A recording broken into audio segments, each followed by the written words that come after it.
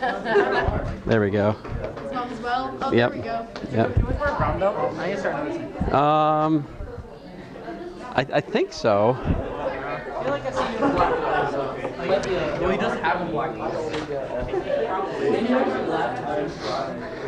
All right.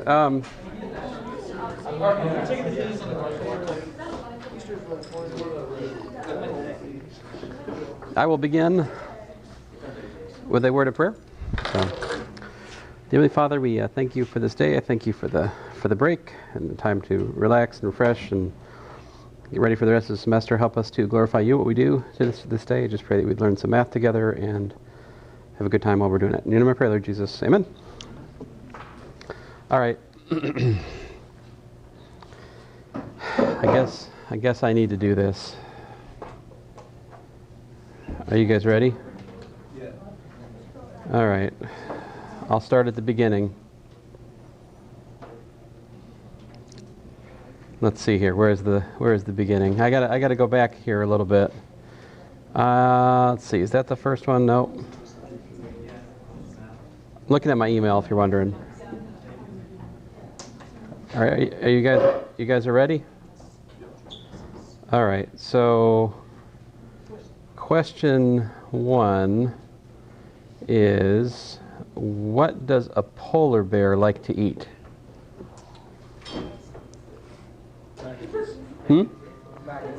The answer is a burger.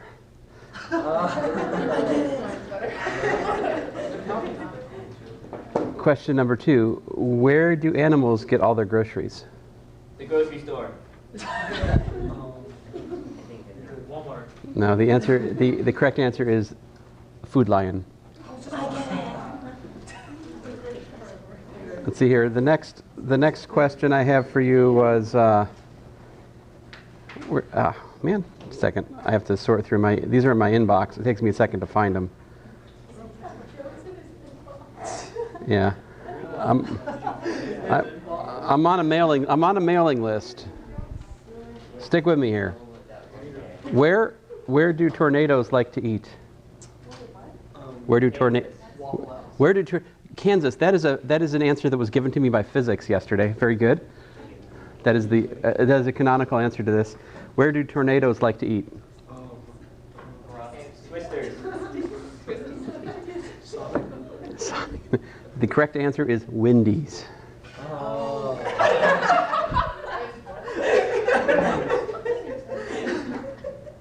Hey, these jokes are killing in here a little bit. I mean, these jokes worked in physics, but I think this may be the correct audience for these jokes. Let's see here.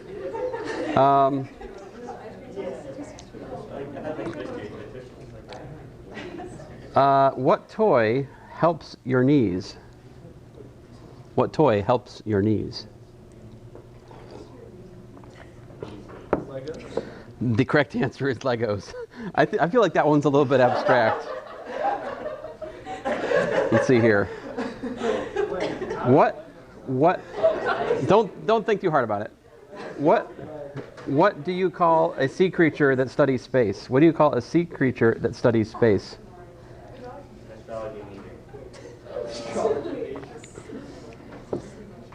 A sea creature that studies space.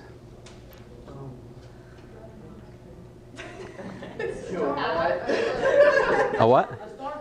A starfish is correct. Very good. Good job, Josh. Thanks, man. Very good. Let's see what else I got here. What is a dog's favorite instrument?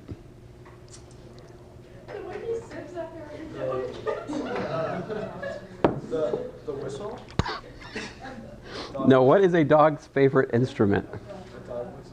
Come on, guys, this is obvious. What? A what?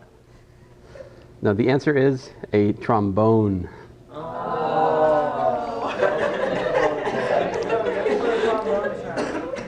And that's all I got for now. These are courtesy of my nephew, Peter. So Peter is, man, I forget how old Peter is, but he's like 10-ish. So has he completed the square yet? I'm not sure if Peter's lived yet, but Oh man, did I? Oh, we already. Yeah. All right. Are we taking attendance on the clipboard? What's that? Are we taking attendance on the clipboard? Oh yeah. Thank you. Ba-da-ba-da-ba-da. All right, so I had a moment of terror. I was helping a student in office hours here about 20 minutes ago. It's part of the reason I'm late, because they were there until pretty close to this time, which is good. You know, I like it when students come and ask me questions. And wait a minute, today's the 21st. Okay, well let's put that down. Anyway, so I was like, wait a minute, what are we doing today? Like, what's in college? What's our topic for today? And then I looked at my course planner, and it said polynomial long division and factoring. And then I was like, oh man, it's one of my favorites. Like, I love this stuff. This is seriously, like, I love this stuff. So let's get into it. Example 1. Ah.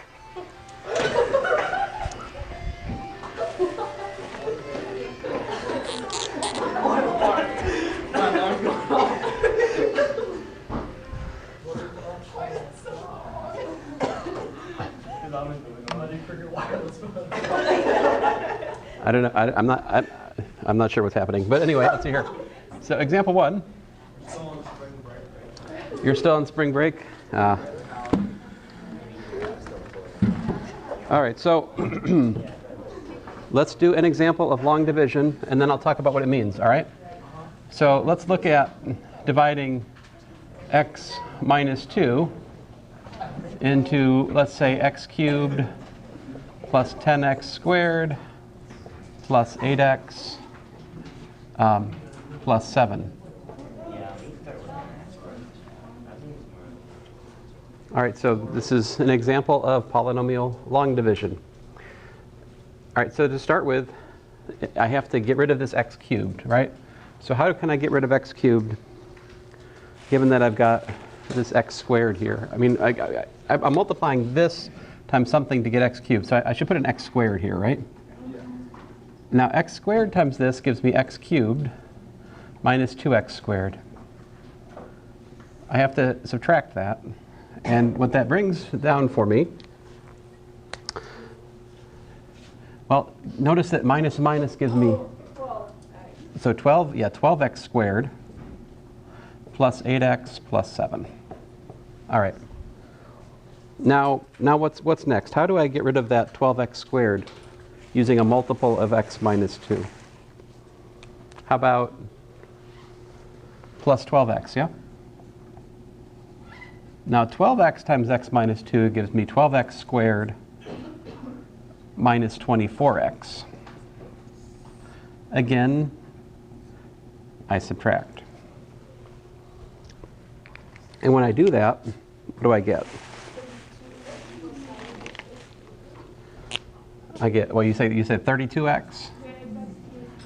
Yeah, 8 plus 24 is 32 plus 7, right? My apologies, I seem to have stumbled into this hideous Carolina blue marker again.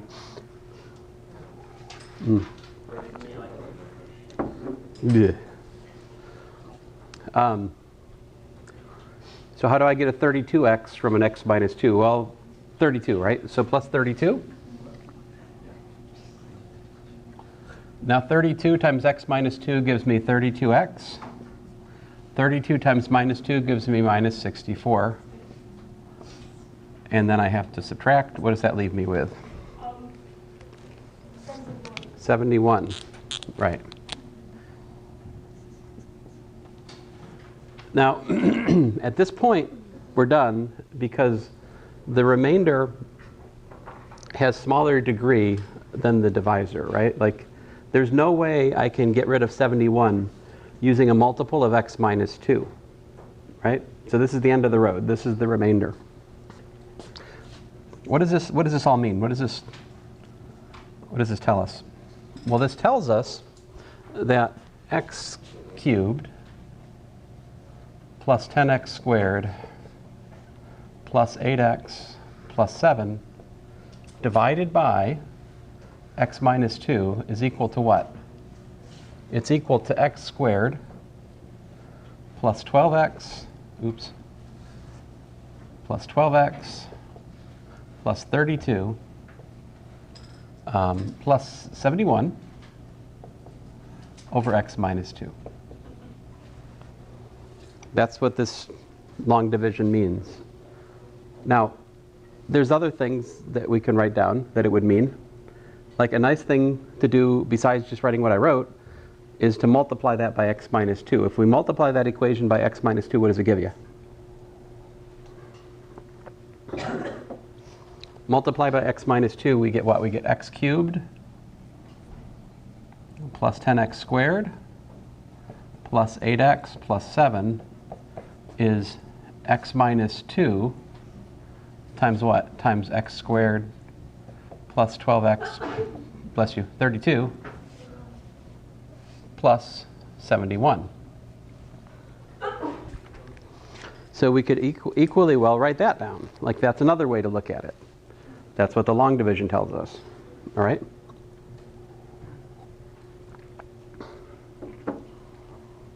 So there's a theorem that you can see here, right? Let me write down the theorem for us. Well, almost time to write down the theorem. One other observation. If we call this thing f of x, what can you tell me about f of x? So my question for you is, what is f of 2 equal to?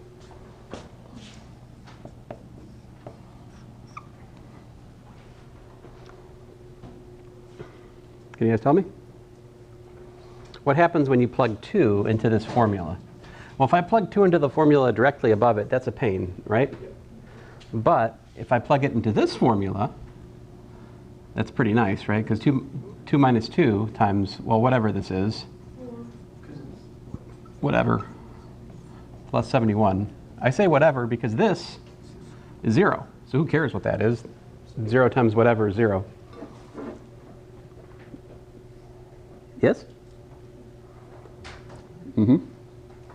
So it's equal to 71. F of 2 is equal to 71. So this illustrates something called the remainder theorem. What's the remainder theorem say?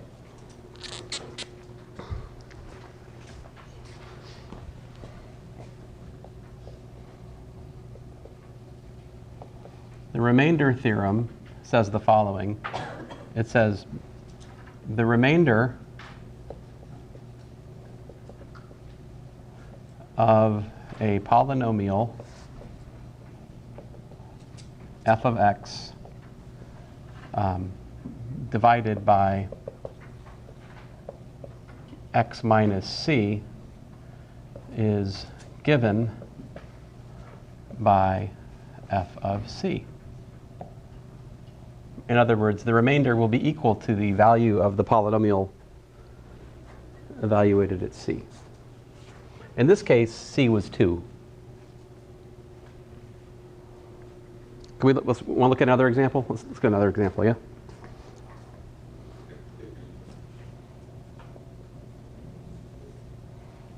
Let's see here. I'll make this one slightly easier. I mean, this is kind of a ridiculous example, but I'll do it anyway. So 2x minus 3 divided into 4x squared minus 9.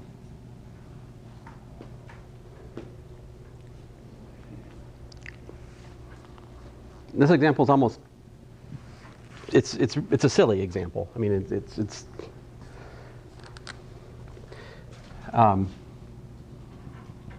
it's almost as ridiculous as like an Easter egg hunt. It just doesn't make any sense, you know? Why are we doing Easter egg hunts in churches? Ever think about it? What is it about? Like, is it in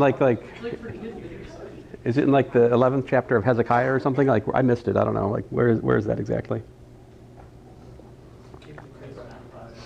What's that? Where's Math 121 in the Bible? Oh, it's the general revelation of God, of course. Whatever things are beautiful, whatever things are, you know, this, and so forth and so on. Think upon these things. Yeah. That's my Easter egg. Seek. He said, seek and ye shall find. That's about Easter eggs. Huh. You might have a future in the ministry. I don't know. Let's see here. So 2x, I think is what we want here, yeah? If I put a 2x there, then 2x times 2x gives me 4x squared, right? And what's 2x times 3? It's 6, but there's a minus, so we have... Why what? Why can't what? Why can't 2x go into 4x squared just twice? By what? Why can't 2x go into 4x squared just twice evenly? Because 2 can go into 4 3 times and x can go x squared. Oh, but I have to, whatever I put here, I multiply by there and then I subtract it. That's the...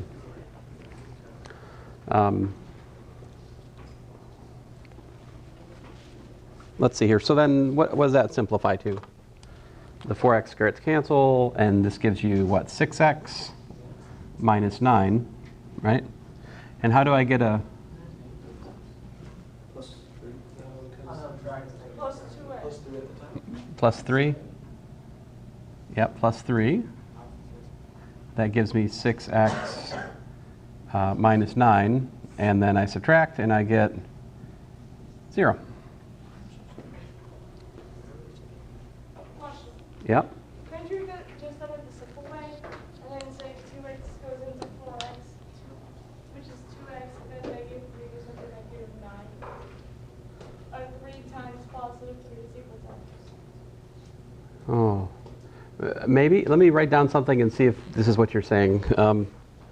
So this tells us what? This tells us that 4x squared minus 9 over 2x minus 3 is equal to what? It's equal to 2x plus 3. This, of course, is not surprising, right? Why? We've got 4x squared minus 9 is equal to what? 2x plus 3 times 2x minus 3, right?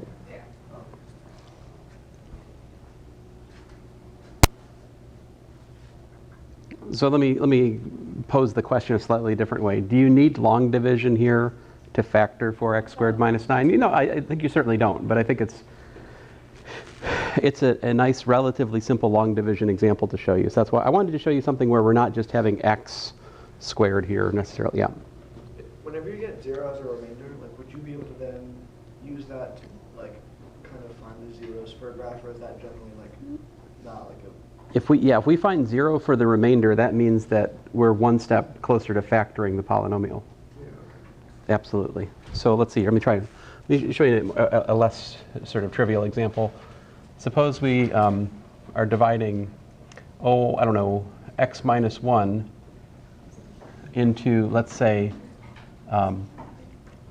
8x to the 4th plus 7x cubed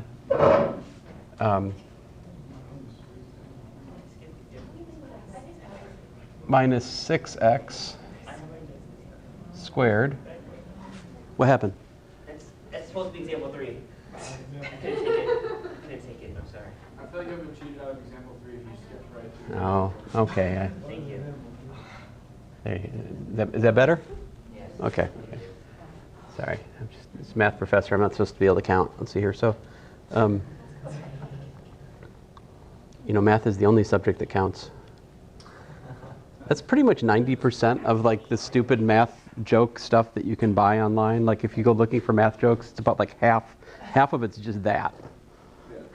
Do you buy that jokes? Do I buy math jokes? I don't know where to buy them. Let's see here. I mean, if there was a store, I might go there. I don't know. Sure, why not? Give me a second here, guys. 15.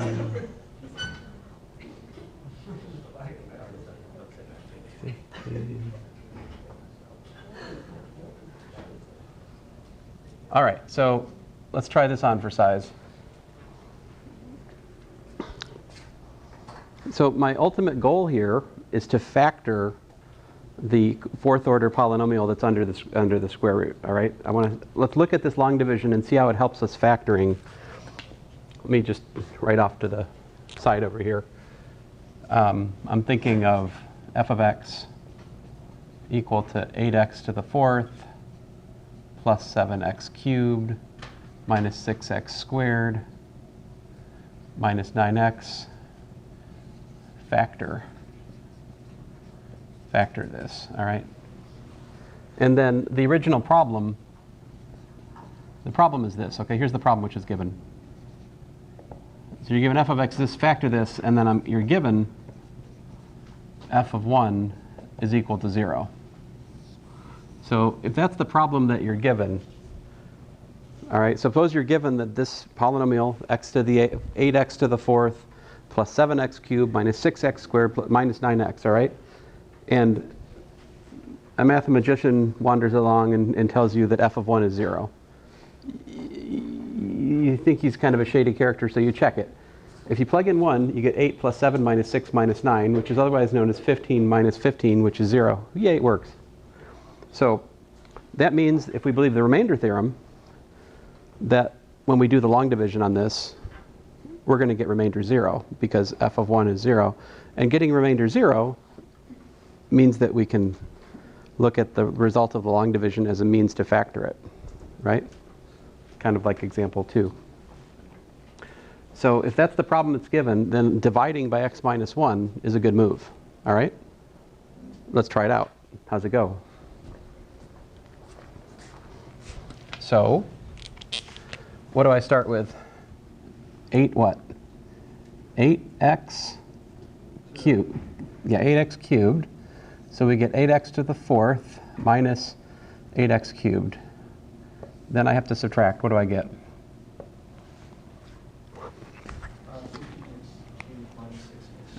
15x cubed minus 6x squared minus 9x, right?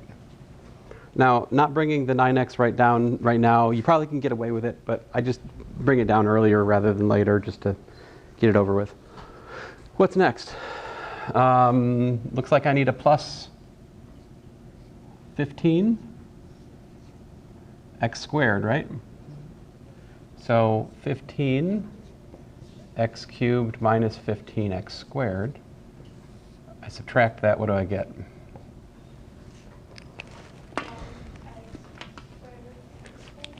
I heard a 9x squared minus 9x. Huh. So I guess we need a plus 9x. All right. And that's going to give me 9x squared minus 9x. Hey, look at that. We are done. That had to happen if you believe the remainder theorem, right? The remainder theorem says that the remainder of this polynomial divided by x minus 1 will be equal to the value of the polynomial at 1, all right? So this is, of course, equal to f of 1, which is what we expect, right? So that's a good check on the calculation. What does this all show us? This shows us that f of x is equal to what? F of x is equal to, apparently, x minus 1 times what? Times 8x cubed plus 15x squared plus 9x, right? So are we done factoring yet?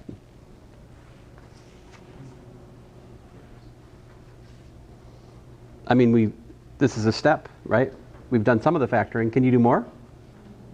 Now, generically speaking, asking you guys to factor just an arbitrary cubic in the wild, that's an unfriendly question. But this one's harmless. See, because it's got a what? It's got an x on every single term, right? So we can factor x out. That's an easy move. So let's factor the x out. We get x times x minus 1 times what? Times 8x squared plus 15x plus 9. Now, my intuition is that that quadratic that we have there is prime. I'm not sure, though. So when I have something ugly like that, and I have an intuition that it's prime, I just check the discriminant. What's the discriminant? Can we factor this is the question, right? Does this factor? You're like, well, you could complete the square. Well, I could, but that seems unpleasant because I have to divide the 8 out, and then I'm working with like 15 over 8, and blah. I mean, we could do it, but we should look at b squared minus 4ac for this, right? Which is what? 15 squared. 225. Yeah, 4 times 8 times 9, right? So like you said, 225 minus 320 less 32.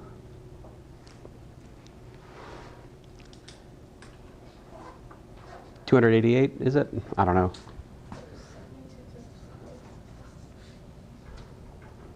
I could be wrong. I don't know.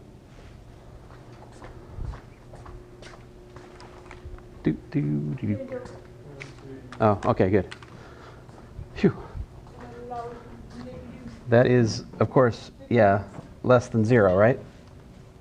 If the discriminant is less than 0, what does that mean?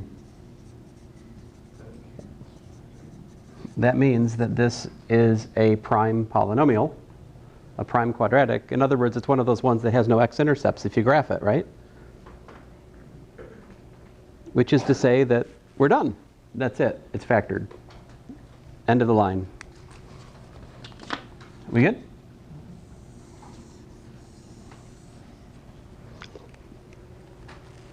Now, I wouldn't have asked you guys this question on test 1. Why?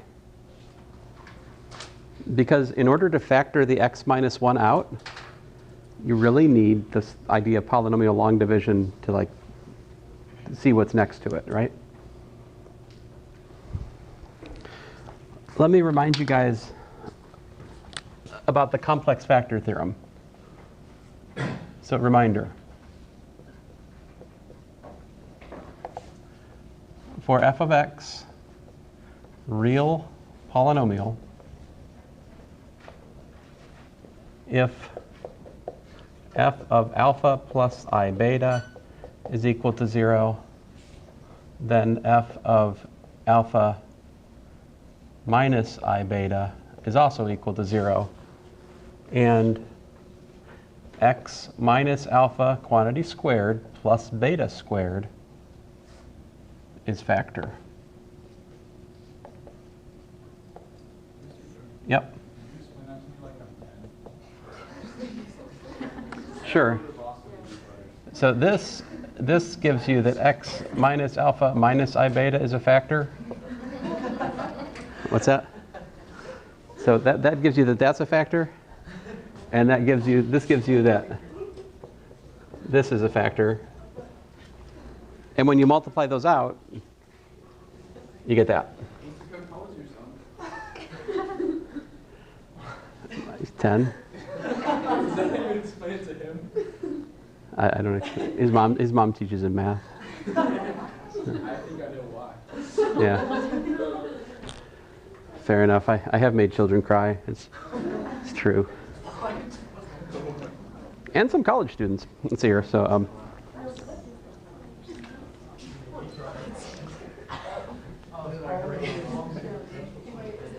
listen. All right. So my point to you is this is something you should have on your sheet. Like here's an example of it. If I tell you that f of 1 plus 3i is equal to 0 for some polynomial, that means that, just getting to the point, that means that you have x minus 1 squared plus 9 as factor.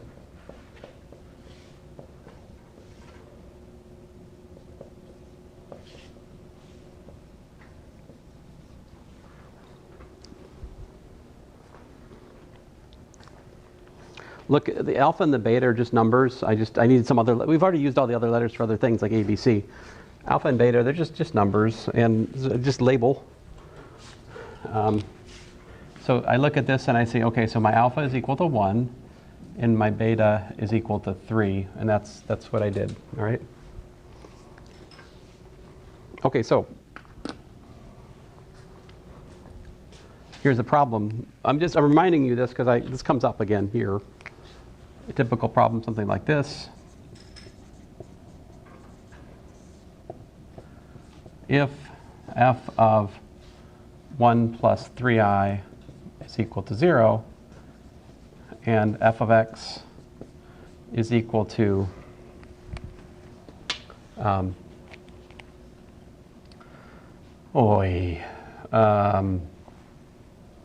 just a second, don't look at me.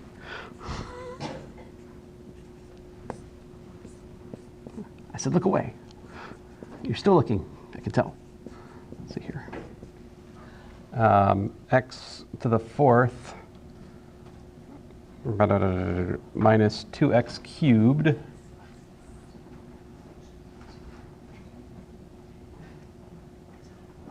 plus 5x squared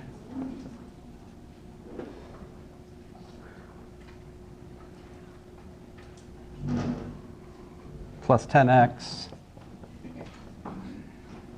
minus 50, then factor. Yuck.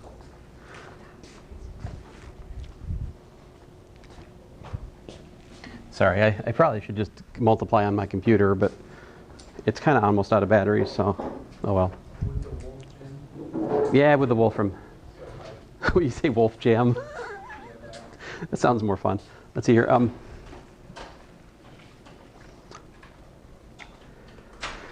It's like Wolf Jam now bacon flavored. Let's see here. So the instructions are factor f of x completely. Can you do it? So this is the problem. And the solution is to, again, use long division. But this time, we're going to use the complex factor theorem that I've told you guys a few times. But eventually, you will learn it, right? If I say it enough, you'll believe it's true. This is like one of the first rules of propaganda. So what's that? So let's divide x to the fourth minus 2x cubed plus 5x squared plus 10x minus 50 by, like I was just saying up here, let's divide it by x squared minus 2x plus 10.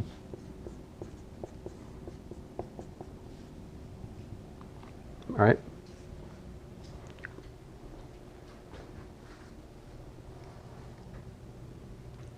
So how does this start? Yeah, x squared. So that gives me x to the fourth minus 2x cubed plus 10x squared. Then I have to subtract. And what's that give me?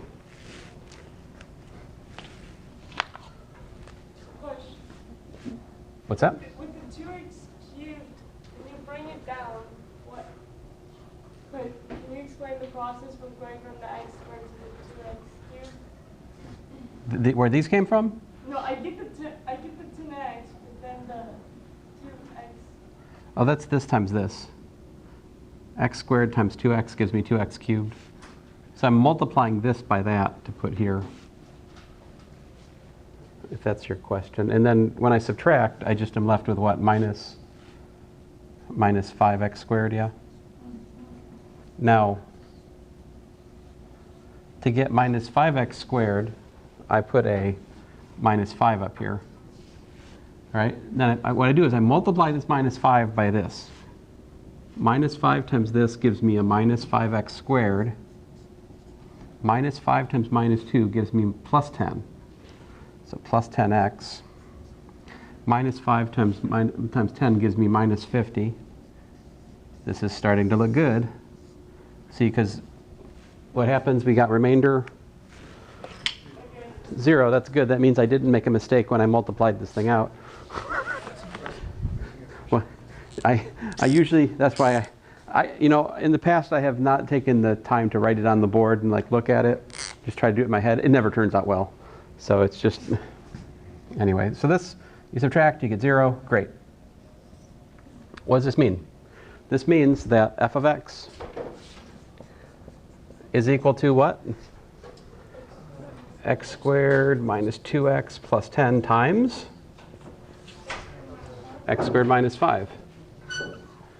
Now, I said for us to factor completely, and to be clear, I'm saying factor completely over the reals. All right, we're going to keep it real. I will not apologize for that. All right, so then can this be factored? Of course it can. You're like, yes, I would like to pass this class. I would like to be able to factor this, right? Too soon? No? Okay, so sorry. I mean, I like you guys, but I don't want to see you next semester. Let's see, your x squared minus 2x plus 10. So at some point soon, you should know how to factor this confidently. It's not a big deal, right? This factors to what? X plus the square root of 5, right? X minus the square root of 5. That is the difference of squares. So is this factored completely? Well, yes. Why? How do I know that? Because the initial factor came from the complex zero. Complex zeros correspond to prime factors. All right? So this is prime because of its origin story. And so we're done. Factored completely. Yes, sir. So the x squared minus 2x plus 10, that came from the previous, like, up at the top. Right here, yeah. So when we use that anytime that we're doing like this kind of Yeah, scenario? anytime I give you a complex zero, if I give you that, you know, the function, if you evaluate it at a complex number is equal to 0, your go-to theorem is the complex factor theorem. That you have this as a factor. Like that's, it can be simpler than this, right? Like, for example, You got that from the x minus Yeah. 1 squared plus 9. You would just write that. right. And like here's a simpler one. It doesn't have to be that complicated. Here's an easier version of this idea. Example 5. Yeah, I got to be careful, otherwise I'll get in. Some students might make fun of me. Let's see here, but I'm used to it. I do have children. Let's see here. So, what if I tell you f of 3i is equal to 0, and f of 4i is equal to 0? Find real polynomial of smallest order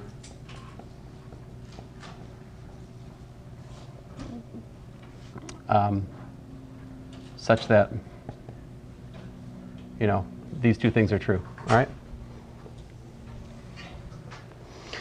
So I'm taking a break from the long division here for just a second, okay?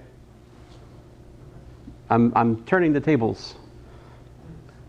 Instead of giving you a polynomial and telling you to factor it, I am now saying you create a polynomial that has these features. All right? So how would I do that? Like, how can I get f of 3i equal to 0? What kind of factor do I need from that? You guys tell me?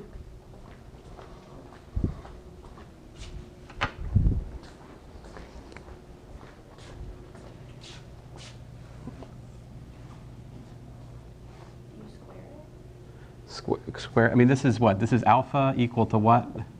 Beta equal to what? If we're going to use the complex factor theorem. 3, 1, I don't know. There's just one thing here. What is alpha equal to? 0. 0, right? Like the number of days left in your spring break. There we go. Sorry, too soon.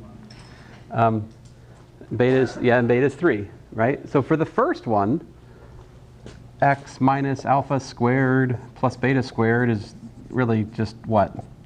X squared plus 9.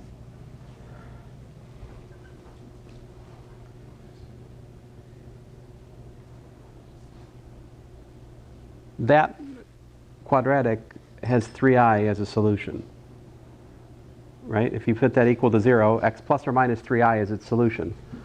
How about this one?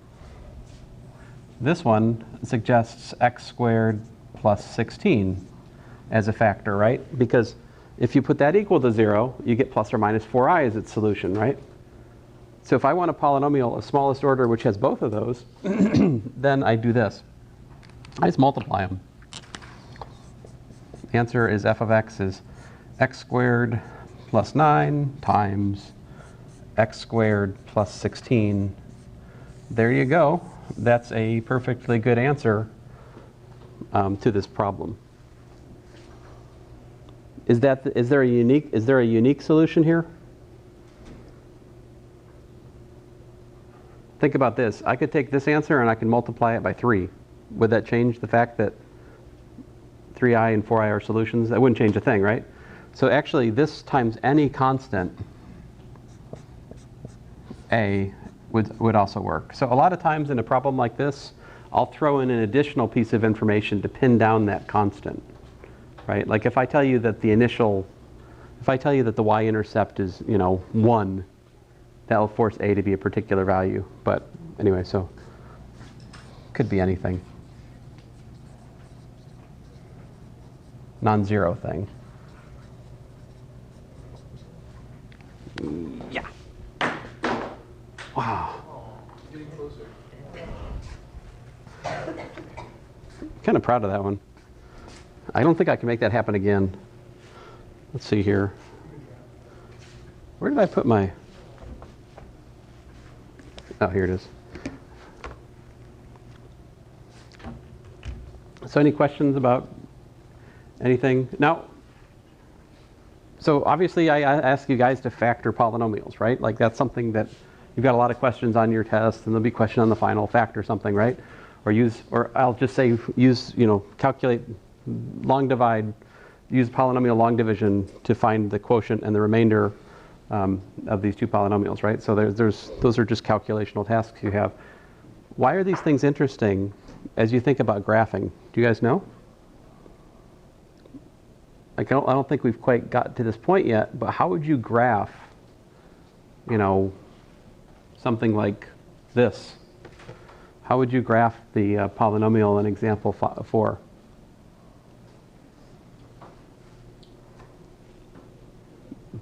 I don't think we've thought about that yet, but if you think about it, it's actually very much related to the factoring. See, because if I ask the question, y equals f of x has x-intercepts where?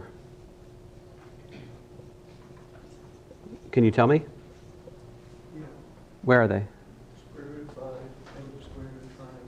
Yeah, exactly. X is plus or minus the square root of 5. That's the x-intercepts. How about this? Corresponding question. Where is f of x positive? How about, where is f of x positive? Where is f of x negative? Can you tell me that? How would you do that?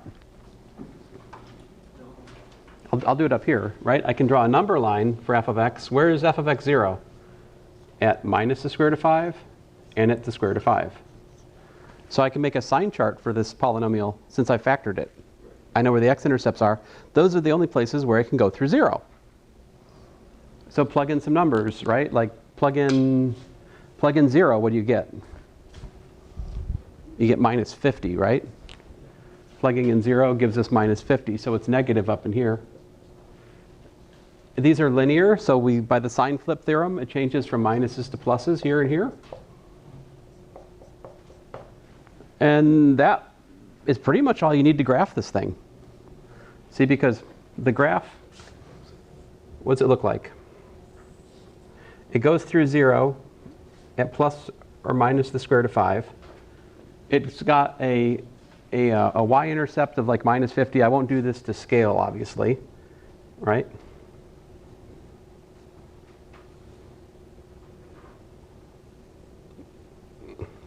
So what's the graph look like? It's basically like a parabola. So this quartic, here's the graph.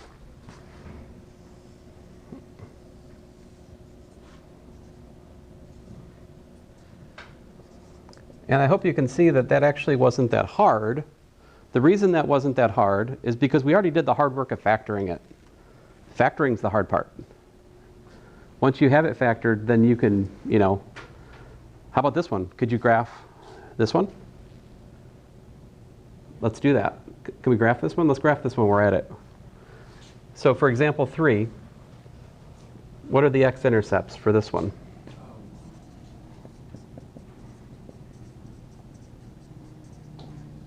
Where are they?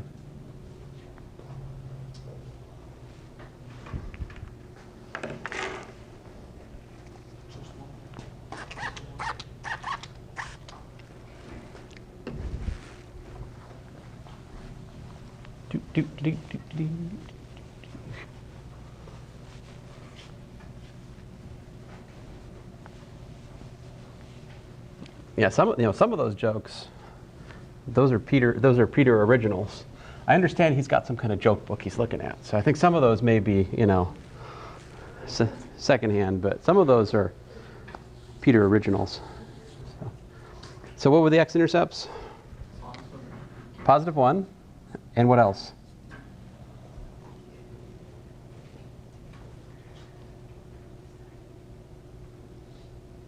I guess -1?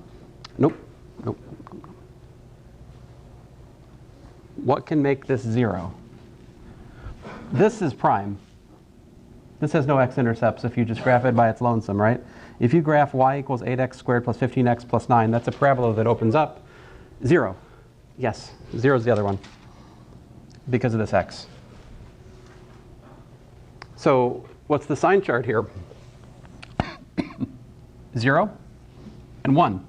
Those are the two places where the f of x from example 3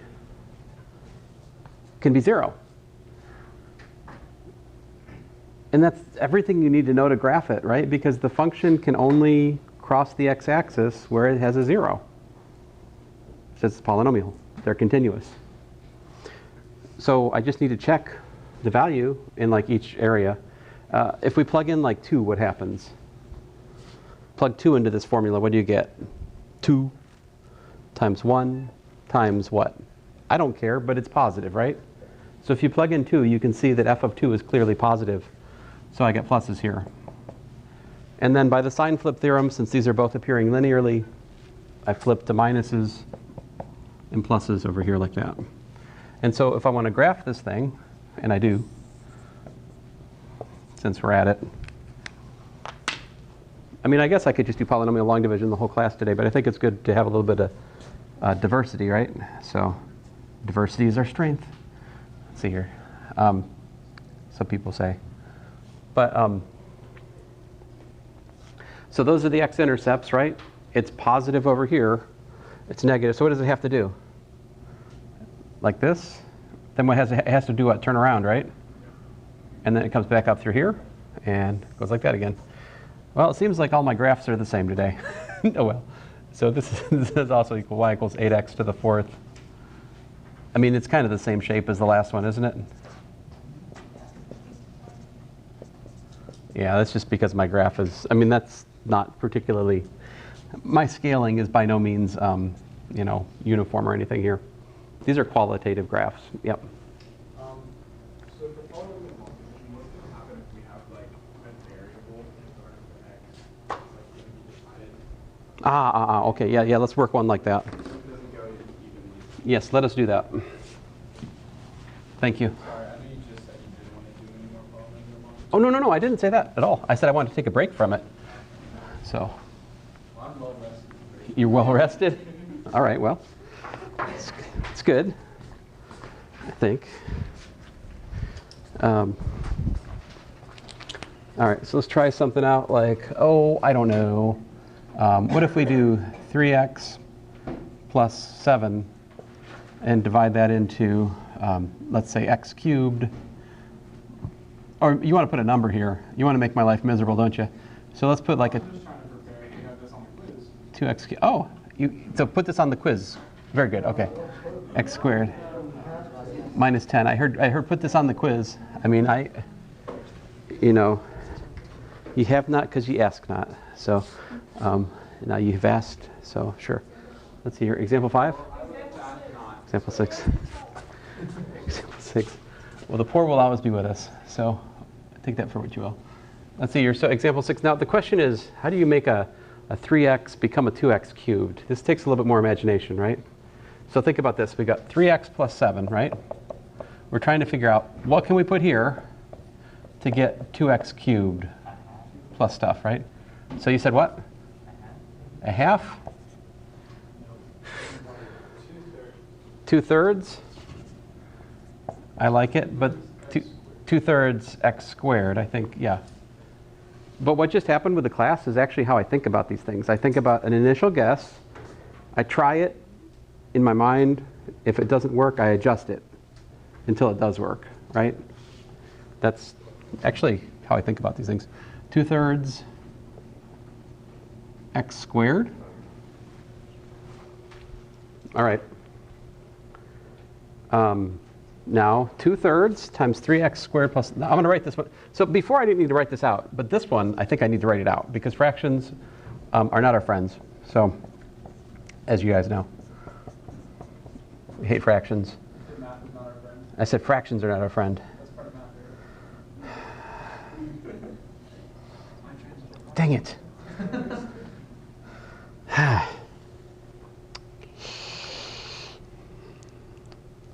Trapped me. Let's see here. So, so 2 times 7 is 14. 14 over 3. All right, so that's what I have to put here. We haven't written this out before. Why? Because the previous ones have been so relatively simple that we could do this step in our head because they were integers, right? They were just whole numbers, so we could multiply them. We could multiply them up in our noggin, put it down there.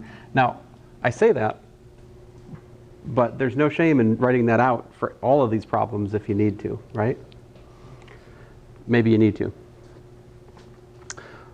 Okay, so I subtract, and now I got to think about fractions. So what is 1 minus 14/3? 11, yeah, minus 11/3 x squared minus 10. Now, now I need to think about 3x plus 7, right? Times something. And I need to produce a minus 11/3 x squared, right? It's not equals, but stuff, you know. But it's got to somehow recover whatever I put here for Pac-Man. What do I need to put? I mean, it definitely needs an x, right? Because we're going to have this x times 3x give me the x squared. I've got a 3 here. I want a minus 11/3. What do I need? How about minus 11 over 9? See, because minus 11/9 times 3 gives me minus 11/3. This was a very good question. We're not going to have this quiz. This is just for fun, isn't it? Just for funsies? Yeah. Let's see here. The 9x. I mean, if I feel like the grade distribution is getting too high in here, I just put this on the final. You know? That would be a surefire way to get it down. Extra credit. That would be good. Well, I think if I had some But- times You should be able to do this problem, but it is challenging, right? I acknowledge that. All right, so minus 11/9 times x gives us back this minus 11/3 x squared, and then this times this gives me what? Minus 70, yeah, minus 77 over 9 x.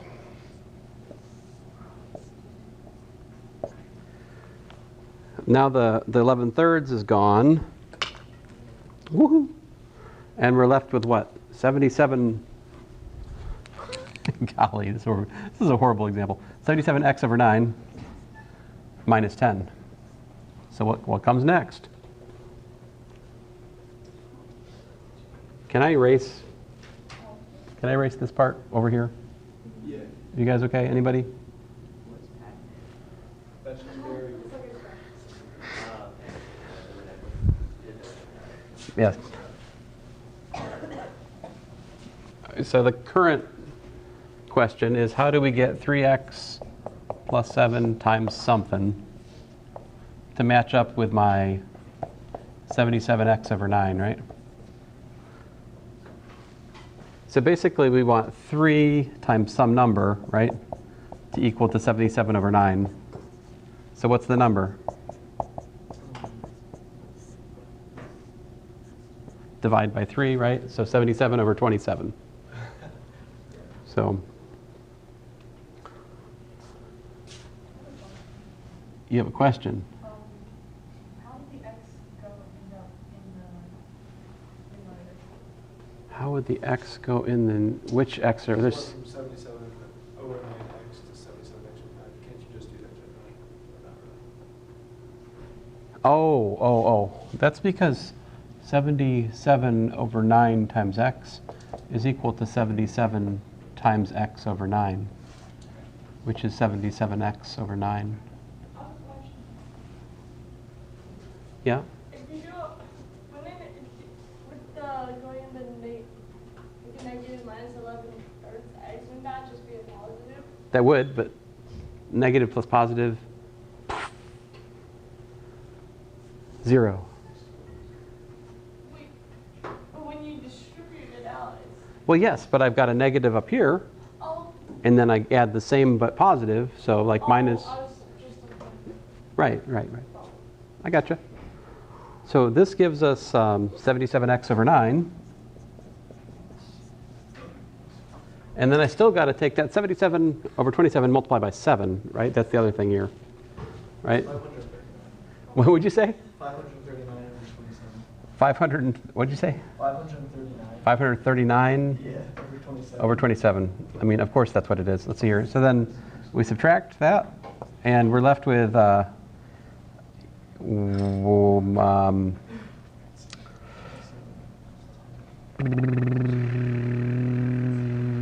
909? No.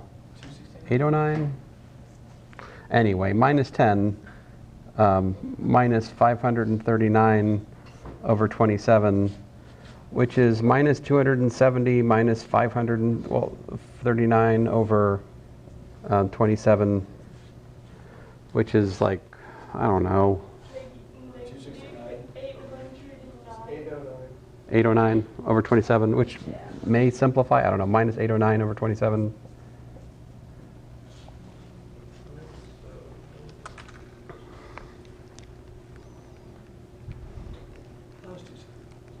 Oh, you're right. No. Follow the same process no matter how ugly it gets. Yeah. How to solve it. It can't simplify. Pretty much. What's that? It can't simplify. Yeah, that's it doesn't reduce, interestingly. So what this all means is that 2x cubed plus x squared minus 10 is equal to 3x plus 7 times 2/3 x squared minus 11/9 x plus 77 over 27 minus 809 over 27.